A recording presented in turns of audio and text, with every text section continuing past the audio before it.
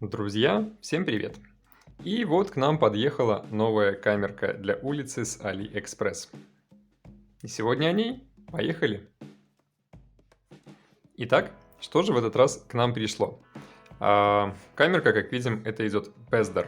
Очень знаменитый на AliExpress бренд по видеонаблюдению. И, как видим, все красивенько, аккуратненько упаковано. Камера дошла абсолютно целая, без всяких повреждений. Модель очень-очень с длинным названием 60R18MW XMT501-36EU на евророзетку на 5 мегапикселей и с объективом 3,6 мм. Ну, как говорится, встречают по одежке. И на коробке сходу мне кинулся в глаза один прикол. Обратите внимание, китайцы такие китайцы. Данная камера защищает квартиру, Home Security защищает дом, Baby Care может использоваться как видеоняня, Elder Care, опять же видеоняня для пожилых, Pet Care, но нарисован гараж и нарисован pet, собака, либо охранять коммерческие магазины, Store Monitor. Смотрим, что внутри.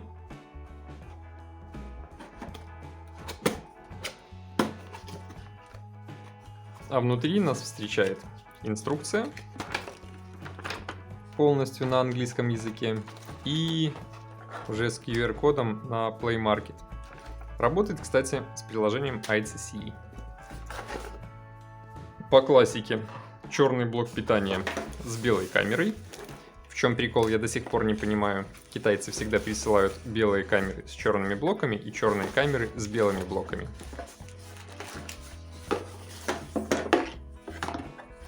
Пакет, отдельно антенка, защита для LAN кабеля и комплект крепежа. Я заказывал без флешки, флешка будет моя. Так, что у нас по адаптеру? Адаптер у нас 12 вольт, 1 ампер. Кстати, от NBUX камеры обычно там идет побольше блочок и на 2 ампера. Что же мы видим здесь? Выбираем пленочку. Действительно 3.6 объектив, закрыт красивой такой черненькой блендой. Спереди датчик освещенности, микрофон, что-то еще, не совсем понятно что. Сзади у нас ставится Wi-Fi антенка, она здесь съемная, мы ее сюда прикручиваем. Снизу динамик, внутри идут инфракрасная подсветка, она немного видна. И здесь будет ставиться флешка. Причем, как видим, здесь все на болтике. Корпус у этой камеры, кстати, металлический. И это интересно. Она идет типа антивандалки. И может вешаться, опять же, как на потолок, на стену. Все это, видите, здесь двигается. То есть ее можно вешать как угодно. Что же касается гнезда под флешку. Откручиваем болтик, здесь такая дверца, и внутри мы видим, сюда ставится флешка, я уже поставил. Тут же есть и кнопка сброса, вон она за флешечкой. Поэтому если нам нужно будет сбросить данную камеру, либо перевести в AP мод, либо еще что-нибудь, кнопочка внутри у нас имеется. Кстати, если мы посмотрим на сам провод, то мы увидим, что кнопка сброса здесь дублируется. Есть кнопка сброса отдельная на кабеле. Также кабель питания и LAN, обычное подключение к сети. Что у нас здесь есть изначально по функционалу? Это обычная неповоротная стационарная Wi-Fi камера, которую мы где-то вешаем, и она смотрит у нас в одну точку. Видит днем, видит ночью, имеет инфракрасную подсветку, имеет ночное видение. Подключается к компьютеру либо к телефону по Wi-Fi. Ну, имеется в виду, подключается к интернету, а в дальнейшем вы уже с приложения заходите и подключаетесь к самой камере. Также можно к интернету цеплять по LAN. Проверим, подключается ли она у нас к компьютеру через приложение ICCE, есть ли в ней интересные тонкие настройки. Продавец заявляет, что камерка у нас водонепроницаемая, точнее влагозащищенная, назовем это так, по IP66 по классу. И камерка с обратной связью, то есть у нее есть микрофон и динамик. Соответственно, в нее можно говорить и из нее можно слышать то, что происходит. В принципе, стандартный, нормальный, классический функционал камер подобного рода. Единственное, что интересно, металлический корпус, не пластики, которые раньше у меня были. Ну, типа антифандалка. Ну что, теперь подключим данное устройство сначала к мобильному телефону, к приложению ITC, потом к компьютеру попробуем, обязательно через ID Cloud, чтобы им можно было управлять удаленно в программе CMS. И посмотрим, есть ли здесь интересные плюшки в виде электронной почты и FTP сервера, который я люблю. Поехали! Ну, а для тех, кто забыл, как подключаются такие камерки, я напомню, устанавливаем изначально на телефон приложение ITC, там заводим свой аккаунт, жмем «Добавить камеру по Wi-Fi», показываем камерке QR-код с телефона, она говорит, что она подключилась, и все. Дальше пользуемся приложением, там же все и настраиваем. Итак, подключаем нашу камеру к интернету, настраиваем, подключаем ее к мобильному приложению ITC и заходим, смотрим, какой у нас тут функционал. А здесь все как обычно, все стандартно. Мы видим камеру, мы видим то, что у нас обратной связью, у нас есть иконки микрофона и динамика. Мы можем в моменте сделать сразу живьем запись видео-фото, переключиться между режимами Ultra HD и SD, и сразу виден интересный нюанс. У нас есть PTZ, но это же камерка неповоротная, соответственно, тут ничего не поворачивается. При этом я еще обнаружил такую интересную вещь, что если зайти в основные настройки, здесь даже есть скорость поворота камеры. Нормально, медленно и быстро. Такие функции у нас присутствуют в поворотных камерах. Вот, например, я могу зайти в камеру, которая у меня висит на даче во дворе, на сарае. Здесь есть ПТЗ и все те же самые функции. Она действительно крутится, она поворотная.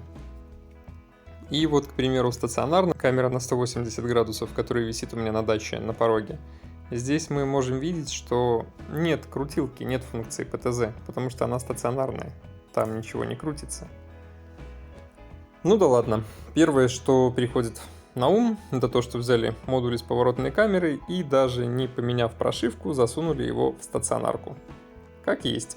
Главное, что работает. Также мы можем видеть здесь на главном экране сразу. Взгляните на карту памяти, а это у нас будет то, что было записано на флешку, память. И предложение купить облачное хранилище, которое стоит бешеных денег. Поэтому оно нам не интересно. Переходим в настройки. Как я уже сказал, в основных настройках у нас здесь есть скорость поворота, которая нам не нужна. Ну а так, все остальные настройки, как обычно. Отобразить изображение влево, вправо, вверх, вниз. Это если мы ее будем вешать по-разному. Цветовая чувствительность и громкость динамика. Нас больше всего интересует вот это. Управлениями паролями аккаунта, управление памятью. То есть сейчас стоит флешка на 32 гига, можно ставить до 128 гигабайт. И ставить запись циклично, либо до заполнения. Настройки записи. В них мы выбираем качество и длительность роликов, записываемых на флешку. Также включаем либо выключаем запись звука. Присутствует умная тревога, и это очень хорошая функция. Human Shape Detection, как она называется. То есть камера у нас, если поставить галочку «Человеческий тест», записывает тревогу, реагирует на тревогу только при появлении фигуры человека. Если мы эту галочку снимем, то камера будет реагировать на тревогу на любое движение в кадре.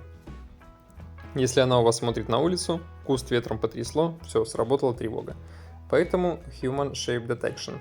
И также здесь можно регулировать его чувствительность. Стоит на высоком, можно ставить средний, либо ниже. Настройки сети мы выбираем, подключаемся к нужной нам сети Wi-Fi, либо включаем камеру в режиме AP точки доступа. Это Autonomic Point, если у вас нет Wi-Fi, там, где она будет висеть. Включайте ее в режиме Autonomic Point, она сама вещает сеть, при помощи которой можно настроить эту камеру, но удаленно ей управлять уже будет и просматривать нельзя.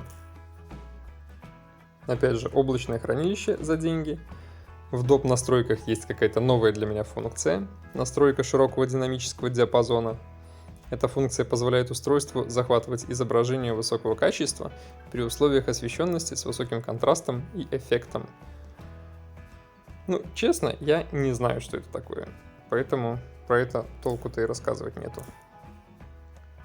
И вкладочка об устройстве. Здесь мы можем посмотреть серийный номер, он нам понадобится для подключения к камере по ID Cloud для удаленного управления с компьютера. Версия устройства 50x50WG, версия программного обеспечения, прошивки и так далее. Что же касается инфракрасной подсветки, то инфракрасная подсветка у этой камеры достаточно хорошая. Как видим, все ярко, в абсолютно темной комнате все ярко и видно далеко. При этом у этой камеры нет обычных светодиодов, и в режиме прожектора она, к сожалению, не работает. А жалко, прикольная плюшка. По приложению ITC больше здесь сказать нечего, это его стандартный функционал, то есть ничего нового в эту камеру не завезли, кроме прикола с повороткой, которого здесь нет. Так, все стандартно. Переходим к компьютеру. Итак, запускаем программку CMS Polyvision на компьютере и подключаемся к нашей камере в режиме Cloud ID, а именно по Cloud ID. Не по IP, не по LAN, а по Cloud ID через интернет удаленно. И при этом, как видим, все подключилось. Это уже круто. Камеру можно просматривать и удаленно управлять ей через интернет по программе Polyvision CMS. Но главное не это. Мы хотим найти скрытые настройки. Для этого мы заходим в конфигурацию устройства.